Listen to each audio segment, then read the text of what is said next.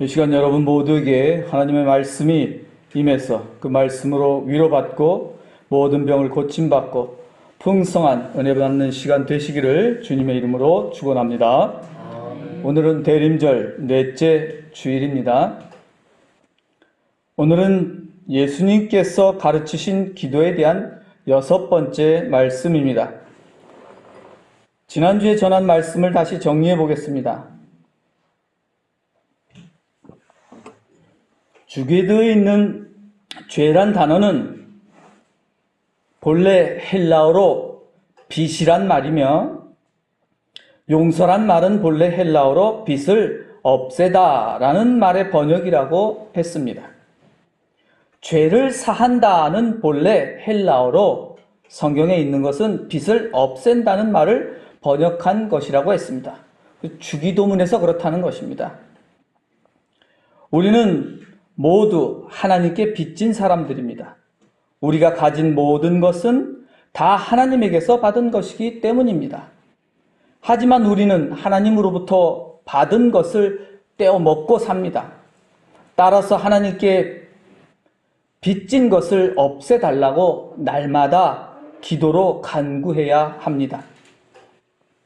그러나 예수님께서는 먼저 우리가 해야 할 것이 있다는 것을 가르쳐 주셨습니다. 먼저 나에게 빚진 사람의 빚을 없애주라고 말씀하십니다. 그렇게 하지 않으면 하나님께서도 결코 내 빚을 없애주지 않으신다고 말씀하십니다. 물론 나보다 가난한 사람이 나에게 진 빚을 없애주라는 말씀이지 나보다 부자가 내게 진 빚을 없애주라는 뜻은 아닙니다. 빚을 갚을 능력이 없는 가난한 사람에 대한 말씀이지 빚을 갚을 능력이 충분함에도 불구하고 갚지 않는 사람에 대한 말씀은 아닙니다. 빚을 갚을 능력이 있음에도 갚지 않는 것은 악한 것입니다. 또한 빚을 진 사람의 태도도 매우 중요합니다. 우리가 하나님께 빚을 지고도 죄송한 마음이 없이 뻔뻔하게 하나님 죄송하지만 내 빚 좀 없애주소 라고 말하면 안 되는 것입니다. 누군가 내게 빚을 졌는데 깡패처럼 뻔뻔하게 빚을 없애달라고 하면 그것은 간청이 아니라 협박입니다. 협박하는 사람의 빚을 없애줘야 할까요? 협박의 그 빚을 없애주었다면 그것은 돈을 빼앗긴 것이지 없애준 것이 아닙니다. 뻔뻔하게 자기 죄를 용서하라고 협박하는 자에겐 죄를 용서하고 싶어도 용서할 수 없는 것입니다. 그런 것은 용서라고 하지 않고 굴욕이라고 합니다.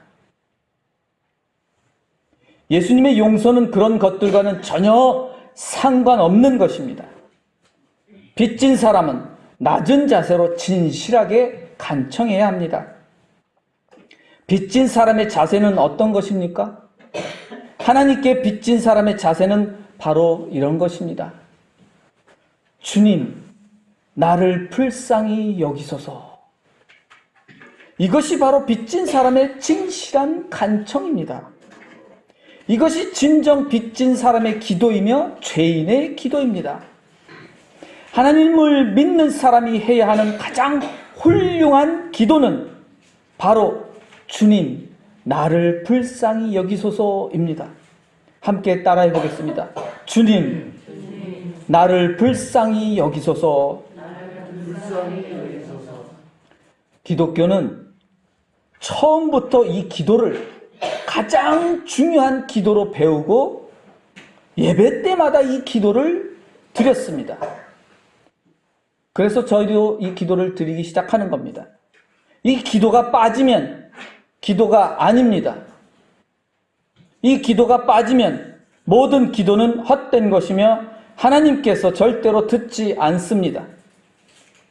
주님 나를 불쌍히 여기소서라는 이 기도가 바로 하나님께 죄의 용서를 비는 기도이기 때문입니다. 오늘은 죄를 고백하는 일과 죄의 용서를 받는 일에 대해서 말씀을 전하려고 합니다. 하나님께 죄를 용서받는 일은 매우 중요합니다. 왜 중요합니까? 하나님께 내 죄를 용서받지 못하면 하나님을 만날 수 없기 때문입니다. 하나님을 만나려면 먼저 내 죄를 용서받아야 합니다. 하나님과 통화하려면 먼저 내 죄를 용서받아야 합니다. 우리가 지은 죄를 하나님께 용서받지 못하면 절대로 하나님을 만날 수 없습니다. 하나님을 만나려면 내 몸에 더러운 것들을 깨끗하게 씻어야 합니다. 더러운 죄를 씻어내야 합니다. 왜냐하면 하나님은 거룩하게 구별되신 분이기 때문입니다. 옛날에도 왕을 만나려면 몸을 깨끗이 씻고 깨끗한 옷을 입어야 했습니다. 냄새나는 더러운 옷을 입고 더러운 몸으로 왕을 만날 수는 없었습니다. 아마도 오늘날 대통령을 만난다고 해도 더러운 모습으로 만날 수는 없을 겁니다. 특히 사랑하는 애인을 만나려면 깨끗하게 씻고 나가야 하지 않겠습니까? 하물며 가장 존귀하시고 거룩하신 하나님을 만나는데 더러운 죄의 몸으로 만날 수는 없는 것입니다. 하나님께서 내 죄를 용서하셔야 하나님을 만날 수 있습니다. 그러면 내 죄를 용서받기 위해서 어떻게 해야 합니까? 이것이 매우 중요합니다. 내 죄를 용서받기 위해서 먼저 내가 지은 죄가 무엇인지를 깨달아야 합니다. 하지만 더러운 마귀의 영에 사로잡힌 자들은 누구나 다 아는 죄를 짓고도 죄를 깨닫지 못합니다. 그래서 마귀의 자식입니다. 물론 모든 사람들은 어리석고 미련하여 자기가 지은 죄를 다 깨닫지는 못합니다. 내가 지은 죄가 무엇인지 어떻게 알 수 있습니까? 하나님의 말씀을 통해서 알 수 있습니다. 하나님의 말씀을 모르는 자들은 자신의 죄가 무엇인지 알지 못합니다. 그렇기 때문에 자기 죄를 고백할 줄도 모릅니다. 그러므로 하나님께 죄를 용서받지 못하고 마귀의 자식으로서 저주받은 삶을 살아갑니다. 내가 지은 죄를 하나님 앞에 고백하지 않으면 하나님을 절대로 만날 수 없습니다. 왜냐하면 내가 고백하고 인정하지 않은 죄는 하나님께서 용서하지 않으시기 때문입니다. 반드시 내 죄를 고백해야 용서받을 수 있다는 것을 명심하셔야 합니다. 본래 예배에는 먼저 하나님을 만나기 위한 준비 과정이 있습니다. 기도에도 그게 있습니다. 그것은 바로 내 죄의 고백과 하나님의 용서의 선언입니다. 먼저 내 죄를 고백하고 그 죄를 용서를 받지 못하면 결코 하나님을 만날 수 없습니다. 오늘날 한국 예배에 죄의 고백과 용서의 선언이 없는 것이 큰 문제입니다. 본래 전통적인 교회의 예배에 있었는데 한국 교회들이 빼버린 것입니다. 다시 죄의 고백과 용서의 선언이 예배에 있어야 합니다. 그래야 온전한 예배가 되며 하나님을 만날 수 있는 참된 예배가 되는 것입니다. 예배를 드릴 때 가장 먼저 해야 하는 것은 바로 내 죄의 고백입니다. 그리고 이어서 하나님의 용서의 선언이 있는 것입니다.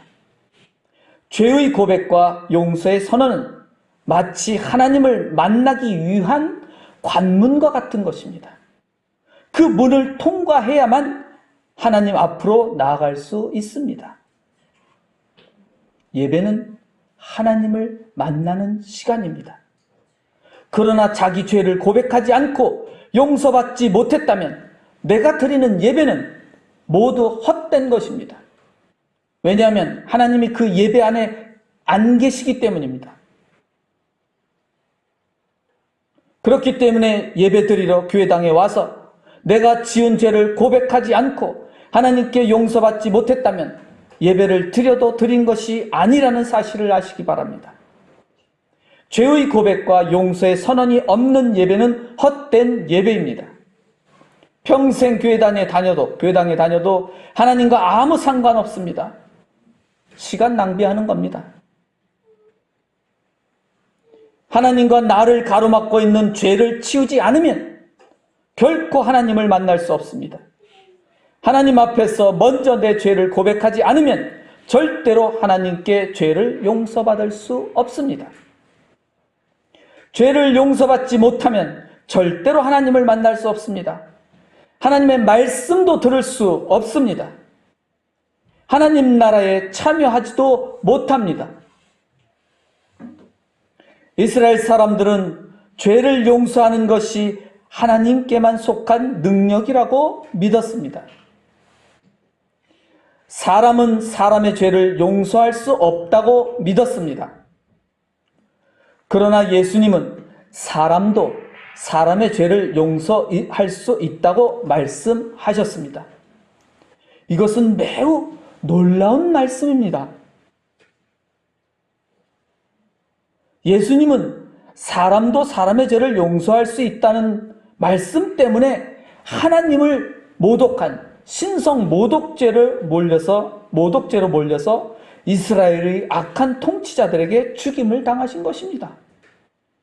하나님께 속한 권능을 감히 인간이 행한다는 이유였습니다. 그럼에도 불구하고 예수님은 사람이 사람의 죄를 용서해야 한다고 말씀하셨습니다.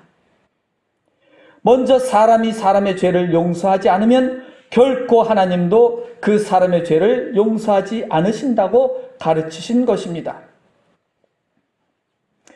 우리는 예수님의 가르침을 따라 기도할 때마다, 예배드릴 때마다 항상 하나님께 내 죄를 고백하고 하나님께 용서를 구해야 합니다. 그리고 죄를 용서받아야 합니다. 그래야만 하나님을 만날 수 있기 때문입니다. 그래야만 하나님의 말씀을 들을 수 있기 때문입니다.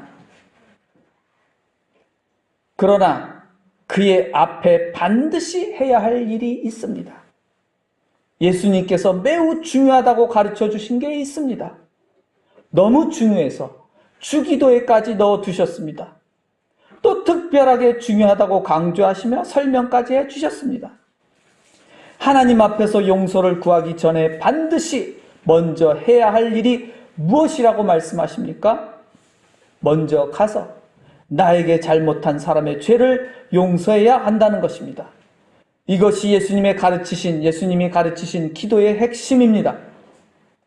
그러나 거의 대부분의 사람들은, 특히 예수 믿는 사람들은 예수님께서 말씀하신 용서가 무엇인지 모릅니다.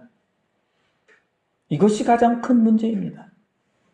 교회에서 용서가 무엇인지에 대해서 제대로 가르치지 않았기 때문입니다. 그래서 예수 믿는다는 사람들이 용서가 무엇인지 전혀 모릅니다. 또한 용서에 대해서 매우 오해하고 있습니다. 특히 무조건 죄인을 용서해야 한다고 합니다. 하지만 그것은 성경에서 말하는 용서를 매우 오해한 것입니다. 무조건 죄인을 용서하라고 예수님께서 말씀하신 적이 없습니다. 용서는 절대로 무조건 하는 게 아닙니다.